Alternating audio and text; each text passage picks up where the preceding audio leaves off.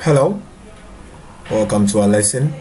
This is Learn for Fun series, and I am Ezekiel Apia. I'm going to be your teacher for today. Today's lesson is going to be interesting. Today we're going to look at computer, then we look at the computer hardware, input devices, output devices, storage devices, and communication devices. So stay glued to your computer, and I bet you everything will be so interesting. Now let's start. The first question that comes to mind is that what is a computer? A computer is an electronic device which accepts data, processes the data, stores and produces the results as information under the direction of a stored program of instructions with speed and accuracy. This means that a computer is an electronic device. It uses electricity. That is the first thing you should know. And it always accepts data, and it transforms the data into information. Before it shows the information, it stores the data. Now let's continue. Components of a computer. We have two major components of a computer. Major components of a computer. We have hardware and we have software. Let's look at what a hardware is. Now when you come to the hardware, we have internal hardware and we have external hardware. When we talk of internal hardware, we are talking of the component that makes the system unit. When you open the system unit, the components you see in the system unit, those are the internal hardware. And the external hardware are the peripherals, the mouse, the keyboard, the monitor, and other stuffs that we see. So you can see that we have the CD-ROM, you have the monitor, you have the speaker, you have the printer, the mouse, the keyboard. These are all examples of computer peripherals. Input devices. Any peripheral used to input data into a computer is called an input device. For example, we have keyboard. A keyboard, we have a mouse, scanners, joystick. You have digitizers, barcode readers, microphones, and web cameras.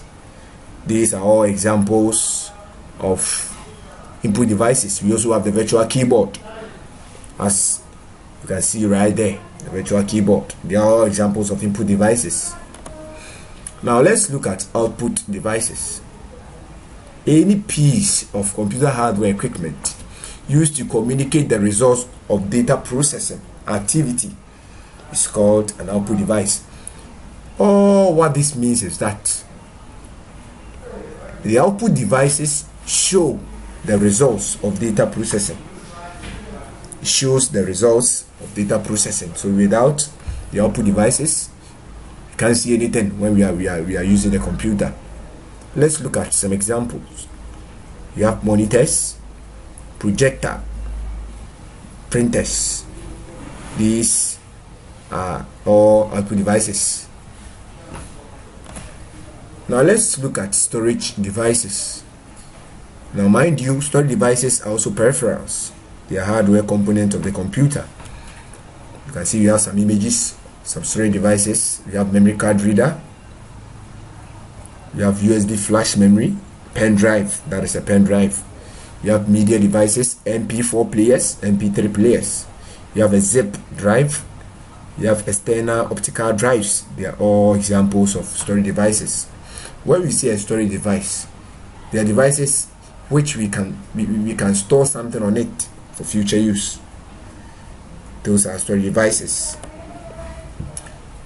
Now when you go into storage devices, we have two kinds of storage devices. You have the primary storage device.